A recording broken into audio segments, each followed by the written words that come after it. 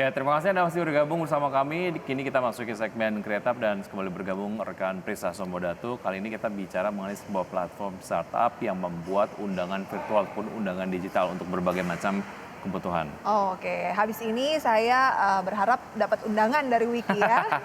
Undangan untuk Makan-makan, housewarming, bisa ya, kan? makan-makan, ataupun mungkin ada hal lain lah. Nah ini kita akan bahas mengenai buat undangan menarik lewat platform startup sudah tersambung melalui video conference. Ada Mas Muhammad Nasir, beliau adalah CEO dari undanganmu.net. Selamat pagi Mas Nasir.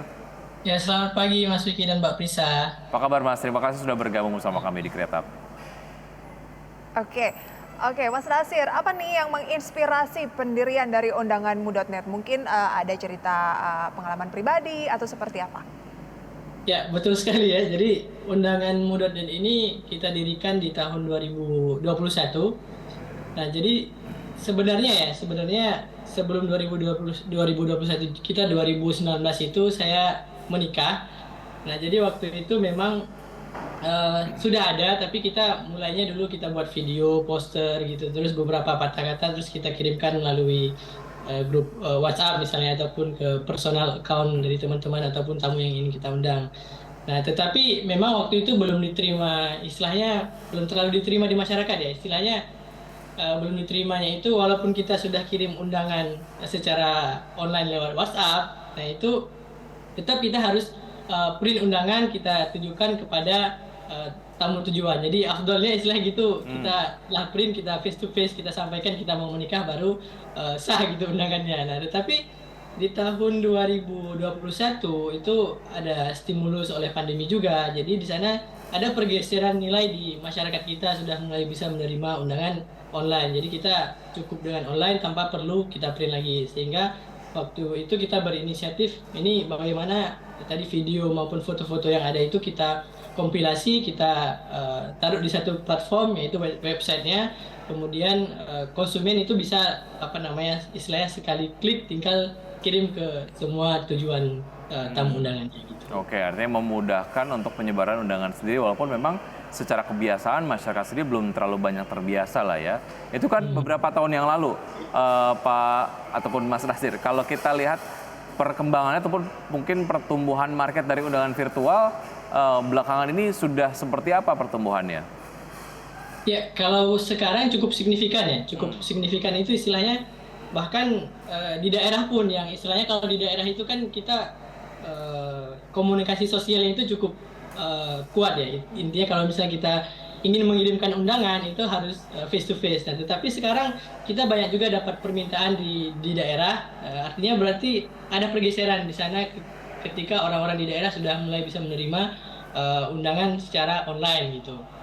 Kemudian kalaupun kita lihat pandemi misalnya, pun pandemi kita anggap selesai, cara kita mengirimkan undangan secara online itu tidak berubah, orang masih bisa menerimanya gitu. Dan kedepannya saya rasa ini masih akan terus sama trennya. Apalagi kalau kita bicara demografi, misalnya sekarang kan kita banyak usia-usia muda ya, usia produktif, siap nikah gitu. Jadi peluangnya selalu ada gitu. Oke, itu dia value-value-nya juga begitu ya, dimana kalau berbicara mengenai undangan digital ini nggak ada lagi tuh alasan, wah saya nggak dikirimin undangannya nih, karena kalau yang konvensional tuh kayak banyak hambatannya lah, harus kirim secara konvensional, kemudian kalau misalnya digital kan lewat WhatsApp aja udah bisa langsung sampai ke orang yang dituju begitu ya. Oke, Ya, betul, berdiri betul. di 2021 itu kan masih awal-awal pandemi begitu ya. Bagaimana Anda melewati hal tersebut sampai di titik sekarang? Ya, kita selama pandemi itu permintaannya ada terus ya. Intinya sampai sekarang alhamdulillah karena orang makin terbiasa, jadi seiring perjalanan waktu permintaannya semakin meningkat juga, semakin orang tahu juga platform kita gitu. Nah, terus apalagi misal kalau kita bicara sekarang bulan Syawal misalnya, itu karena memang bulan disunahkan untuk menikah, jadi saya katakan memang permintaannya cukup meningkat gitu. Apalagi dari kita sebenarnya ada juga promosi-promosi yang berdasarkan bulan-bulan tertentu, misalnya seperti bulan Syawal sekarang itu ada promo bulan Syawalnya. Jadi kalau misalnya ada teman-teman di sini ingin nikah, silakan cek di website kami undangan.net. Oke. Mas Nasir, sebagai perbandingan saja, misalnya seperti apa biaya yang harus dikeluarkan oleh pasangan lah ya ketika kemudian mau menikah dan harus mencetak undangan dibandingkan dengan biaya yang dikeluarkan pada saat menggunakan jasa dari undanganmu.net gitu. Nah itu perbandingannya biayanya berapa supaya kita dapat gambaran? Jadi kalau misalnya undangan konvensional itu kan misal contoh kita ingin mengirim ke satu tujuan, paling tidak itu kita print perlu biaya 5.000 misal. Eh, 50 kalau kita apa ingin tuh? mengirimkan itu yang konvensional 5.000 per satu. per satu tujuan. Oh. Oke. Print kan. Nah, kalau kita pengen mengundang 500 orang misalnya, paling tidak 2,5 juta ya kan. Nah, dengan undangan online kita bisa menekan harga itu cukup signifikan, itu 10 kali lebih murah. Betul. Undangan online itu di sekitaran 200.000 gitu. Oke. Baik. Nah, persaingan bagaimana? Ya. Karena kan banyak juga loh yang mungkin berinisiatif coba bikin sendiri undangan digital ini, ataupun banyak juga yang di medsos juga banyak tuh biasanya yang nawarin. Nah, bagaimana menghadapi persaingan ini ke depan agar mungkin masyarakat lebih tertarik dengan apa yang dibuat oleh undanganmu.net? Iya, betul sekali. Memang persaingan di undanganmu.net ini, istilahnya di bisnis undangan itu sudah semakin banyak ya. Ya. Jadi memang kalau dari kita itu poin pertama itu kalau kita bicara undangan online itu kreativitas ya. Jadi memang dari desainnya kita harus terus grow up, istilahnya terus berinovasi, dan kita harus menambahkan fitur-fitur yang terbaru misalnya gitu. Dan kemudian dari sisi bisnisnya juga kita istilahnya kalau undangan itu kan sebenarnya hanya satu komponen dari, kalau misalnya contohnya pernikahan ya. Pernikahan itu ada wedding organizer, ada cateringnya misalnya, ada fotografernya misalnya. Nah, undangan ini kan sebagian dari entity besar ini. Nah, kedepannya undangan.net ini nggak hanya bisa istilahnya bertahan dengan undangan, tapi kita harus grow up juga mencakupi istilahnya hal-hal lain, kegiatan-kegiatan lain dalam entitas ini. Bahkan kalau misalnya kita bicara sunatan, mungkin kalau sekarang hanya undangan sunatan, mungkin kita bisa mencarikan dokter untuk sunatannya, istilahnya gitu. Baik. Oke, pokoknya berbagai macam inovasi dilakukan lah ya untuk mengakali persaingan yang memang sudah sangat ketat ini begitu ya. Ya, betul. Oke. Tadi kan Wiki sudah nanya-nanya soal harga begitu ya dibandingkan dengan konvensional. Mungkin fotonya kapan, Wiki? Nah, fotonya nanti di depan saya foto pakai handphone ya. Mas Nasir, ini apa sih yang dibutuhkan dalam bisnis ini gitu ya? Apakah SDM yang banyak atau kreativitas yang tinggi gitu, ataupun kemampuan untuk berkomunikasi dengan klien yang harus betul-betul detail menerjemahkan apa yang mereka mau? Itu seperti apa sih, apa yang dibutuhkan dalam bisnis ini? Ya, baik, terima kasih. Ya, jadi kalau misalnya ada teman-teman di sini tertarik ingin terjun ke dalam undangan digital misalnya, jadi yang perlu istilahnya skill yang diperlukan, ya pertama cara kita membuat websitenya ya. Jadi istilahnya apa ya sekarang? Programming, mungkin sedikit dari programming ya. Tapi sebenarnya ini gampang ya dipelajari. Jadi teman-teman mungkin sekarang sudah banyak istilahnya online course untuk programming ataupun web design gitu.